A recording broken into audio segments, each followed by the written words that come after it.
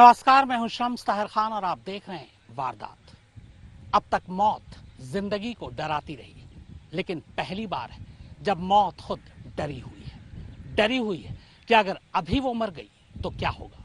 न 4 अदद कांधे मिलेंगे, न जनाजा उठेगा, न अर्थी मिलेगी, शमशान में चिता भी नहीं मिलेगी, कब्रिस्तान में जगह भी नहीं। और बस इसी वजह से मौत खुद डरी हुई है। अजीब बात है, कोरोना ने न सिर्फ जिंदगी के सुकून को छीन लिया, बल्कि मौत को भी आराम नहीं।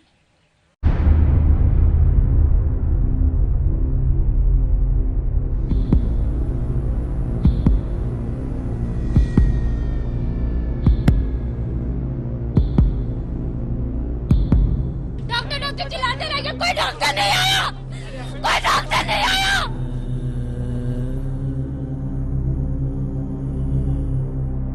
दम तोड़ चुकी लाशें, दम तोड़ती हुई लाशें।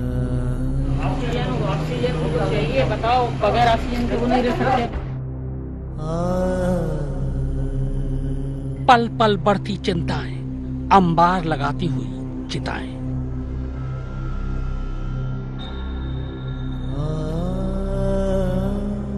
जिस्म से उखड़ती हुई सांसें, बुझती दियों सी खत्म होती उम्मीदें। हमारी माँ जी तो चली गई, दूसरों की जान बचा लो जो इधर रहेंगे। हमारी माँ जी के सामने जो 5 थे वो भी चले गए। अजीब दौर है, न जिंदगी को सुकून है, न मौत को आराम।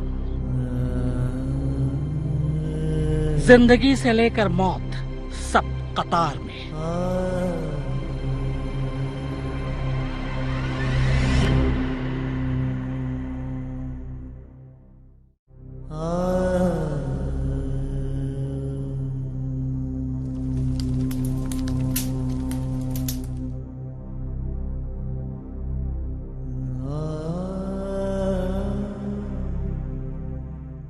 लाशें हर तरफ इस कदर है कि दफनाने के लिए जमीन नहीं।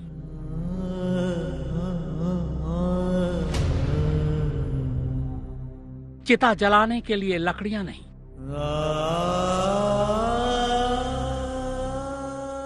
मुसलसल जलते जलते शमशान की भट्टियां पिघल गईं।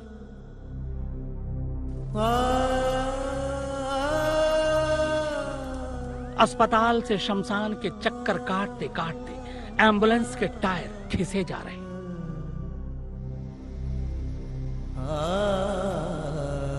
दाह संस्कार करने वाले लाशों को जलाते जलाते थक गए। अब मदद के लिए अपने घर वालों को भी बुला रहे हैं। अंतिम संस्कार तो दूर की बात, मुर्दाघर और शमशानों में लाशों को रखने भर की जगह नहीं बची।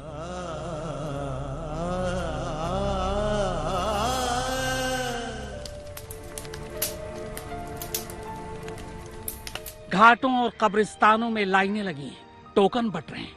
जुगाड़ से नंबर आ भी जाए तो लाशें जलाने के लिए लकड़ियों की छीना झपटी मची है। कुल मिलाकर जो मर गए उन्हें रिश्तेदारों के कांधे तो दूर की बात, 2 गज जमीन भी मयस्सर नहीं।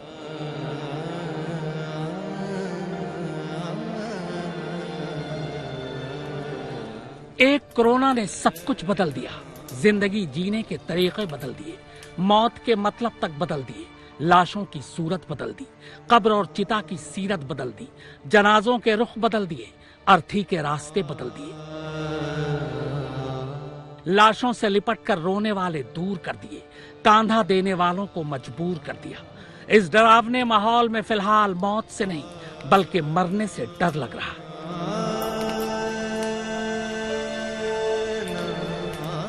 डर लग रहा है कि कोरोना के इस साए में अगर कहीं मौत आ गई तो 4 अदद कांधे तो छोड़िए, शमशान की लकड़ी या कब्र की मिट्टी भी मिलेगी कि नहीं।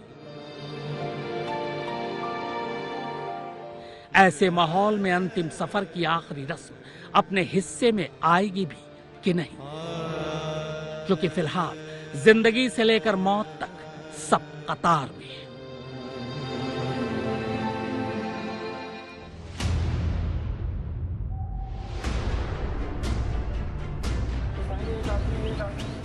ये तस्वीरें गुजरात के सूरत के शमशान घाट की हैं।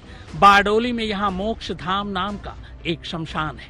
तस्वीरें उसी मोक्ष धाम की हैं। एक के बाद एक बैक टू बैक लाशें जलाई जा रही हैं। माफ कीजिएगा, इन्हें अंतिम संस्कार नहीं कहा जा सकता, क्योंकि अंतिम संस्कार की एक प्रक्रिया, एक तरीका होता है। मगर अब उन चीजों का ना तो इनके पास वक्त है, ना माहौल। लाशें आ रही, लाशें जल रही। पिछले कुछ दिनों में 2400 घंटे इतनी लाशें जली कि शमशान की भट्टियों में लगा लोहे का एंगल भी पिघलकर टेढ़ा हो गया। एक एक एम्बुलेंस में कई कई लाशें यहां आ रही। शहर में 3 और शमशान है, रामनाथ भेला, अश्वनी कुमार और कुरुक्षेत्र। यहां भी एक एक दिन में तकरीबन 100 से ज्यादा शवों को जलाया जा रहा है। ये भी इंतजाम कम पड़े तो खुले मैदानों में अंतिम संस्कार की व्यवस्था की गई है, जहां रात दिन लाशें जलाई जा रही।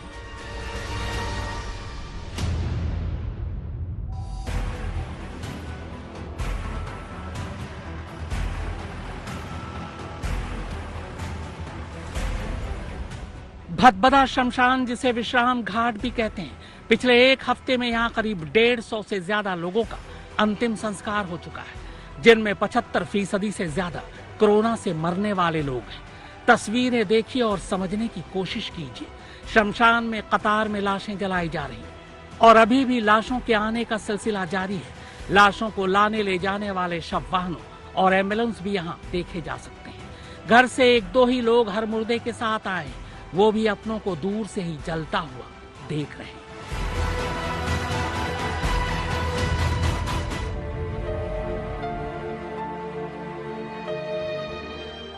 सरकारी अस्पताल की ये तस्वीरें दिल कड़ा कीजिए तो आगे की तस्वीर दिखाएं, क्योंकि ये तस्वीरें विचलित भी करेंगी, हैरान भी करेंगी और बेबस भी।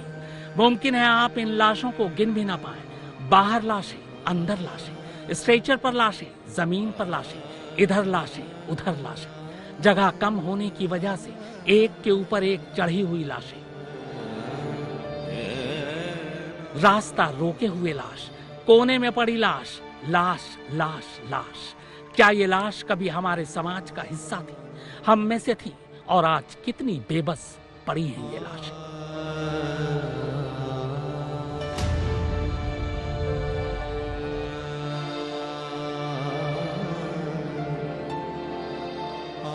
यहां भी अस्पताल से लेकर शमशान तक कतार है। लाशों के अंतिम संस्कार के लिए घंटों इंतजार करना पड़ रहा है।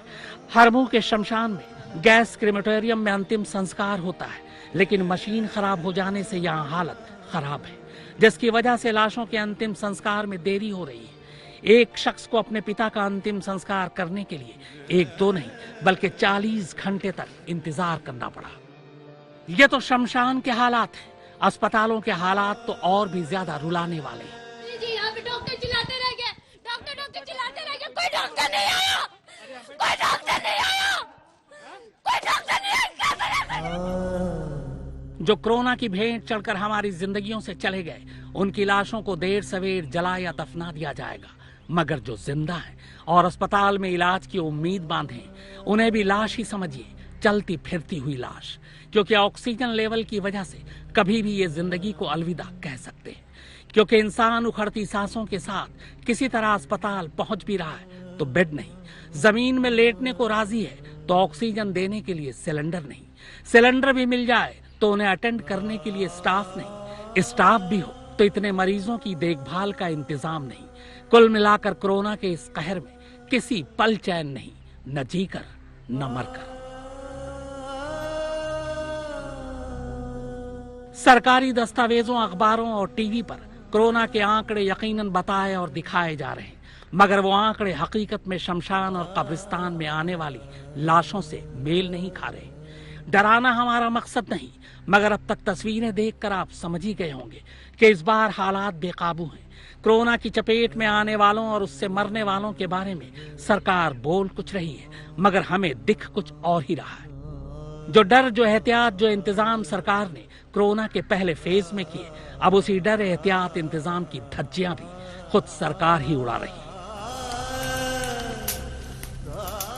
जो सूरत हाल पूरे देश में उभर कर आई है, न चाहते हुए भी ये कहना पड़ेगा कि वो सचमुच डराने वाली है। कोरोना पॉजिटिव लोगों के रोजाना के आंकड़े अब 1.5 लाख के नंबर को भी पार कर चुके हैं। पूरे तो नहीं, मगर करीब करीब 1000 लोगों की मौत रोजाना हो रही है। मगर फिर भी सरकारें इस कदर फिक्रमंद नहीं जिस तरह उन्हें होना चाहिए। व्हाट्सएप, फेसबुक पर यह बताने की कोशिशें कुछ लोगों के जरिए हो रही है कि ये कोरोना खतरनाक नहीं, जानलेवा नहीं। अगर ये खतरनाक या जानलेवा नहीं तो और क्या है? जो तस्वीरें आप देख रहे हैं ये कहीं और की नहीं, या आपके शहर, आपके पड़ोस की ही तस्वीरें हैं। तो क्या सरकारी आंकड़ों को छुपाने की कोशिश हो रही है?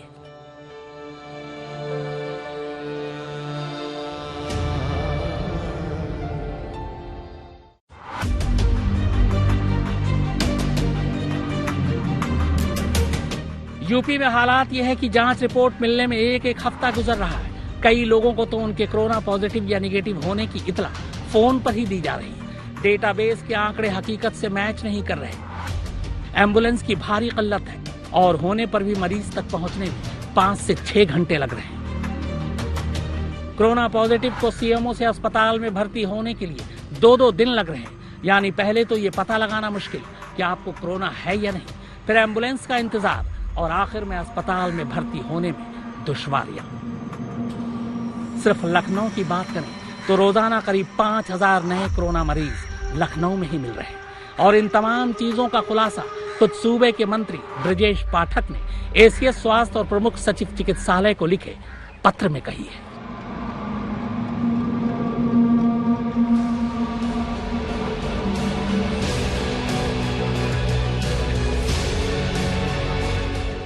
मध्य प्रदेश में भी कमोबेश यही हालात है।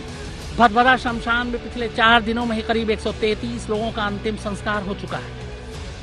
लेकिन कोविड से मौत का सरकारी आंकड़ा कहता है कि पूरे मध्य प्रदेश में 24 लोगों की ही मौत हुई है। हालांकि शमशान का आंकड़ा ये कहता है कि कोरोना प्रोटोकॉल के तहत जिन लोगों का अंतिम संस्कार किया गया उनमें गुरुवार को 31, शुक्रवार को 29, शनिवार को 34 और रविवार को 39 लोगों को कोरोना प्रोटोकॉल के तहत जलाया गया।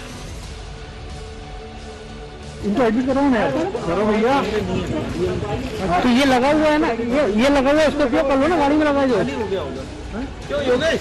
तो गाड़ी में लगा उसको यूज कर लो ना यार। योगेश ले लो। चाहिए बताओ, बगैर ऑक्सीजन के वो नहीं रह सकते। गुजरात में कोरोना से बुरा हाल है। अहमदाबाद के सबसे बड़े कोविड अस्पताल में 1200 बेड्स फुल हैं।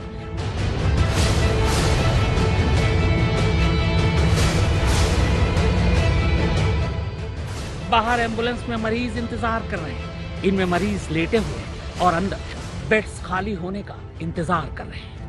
ऑक्सीजन के सिलेंडर की भारी किल्लत है। एक अंदाजे के मुताबिक गुजरात में रोजाना औसतन 6000 कोरोना के नए केस दर्ज किए जा रहे हैं, जबकि कई दर्जन मौतों की खबर भी रोज आ रही है। सबसे ज्यादा अहमदाबाद, सूरत और राजकोट जैसे शहरों में कोरोना का कहर है। हाई कोर्ट ने सरकार से पूछा कि राज्य में इतने इंजेक्शन आते हैं तो वो जाते कहां हैं? हाई कोर्ट ने गुजरात सरकार को फटकार लगाते हुए कहा कि जिस तरह सरकार काम कर रही है उससे लोगों को लग रहा है कि वो सिर्फ भगवान भरोसे ही है। मुंबई इस बार कोरोना के पिछले कहर से भी ज्यादा प्रभावित है। बाहर एम्बुलेंस की कमी, अंदर अस्पतालों में बेड की कमी और ऑक्सीजन सिलेंडरों की कमी ने महाराष्ट्र में मौत का आंकड़ा बढ़ा दिया है।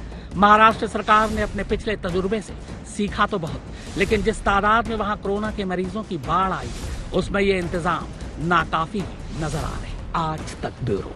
शहर कोई भी हो, इलाका कोई भी, अस्पताल कोई भी, शमशान कोई भी, कब्रिस्तान कोई भी, हर जगह का मंजर बस एक ही है, तस्वीरें एक ही है। ये तमाम लाशें और अस्पताल के बाहर की भीड़ कोरोना के इस भयानक सच को हमारे सामने रख रही है। हर गुजरते दिन के साथ कोरोना की रफ्तार लगातार बढ़ती जा रही है। न मालूम ये रफ्तार कब थमेगी।